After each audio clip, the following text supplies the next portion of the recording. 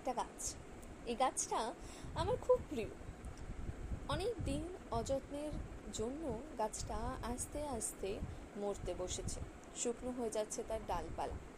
মাটিগুলো জল না পেলে যেমন হয়ে যায় ঠিক তেমন। তারপর হঠাৎ করে ভাবলাম এই গাছটাকে একটু সুস্থ করে তোলা যাক। রিপটিং করলাম, মাটিটাকে একটি অন্য পাত্রে দিলাম। গাছের যে ডালপালাগুলো, সেই ডালপালাগুলো যেগুলো নষ্ট হয়ে গেছে, শুকনো হয়ে গেছে, সেই ডালপালাগুলোকে কেটে যাতে আসল গাছটার কোনো রকম ক্ষতি না হয়, সেই গাছটাকে নতুনভাবে মাটি তৈরি করে রিপটিং করলাম। জল দিলাম, খোলামেলায় রাখলাম, যেখানে ঠিকঠাক সূর্যের আলো পৌঁছায় সেরকম একটা জায়গায়।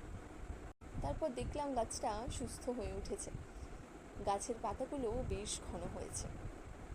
ভাবাই যায় না এই গাছটাই কিছুদিন আগে অসুস্থের মতো লাগছিল।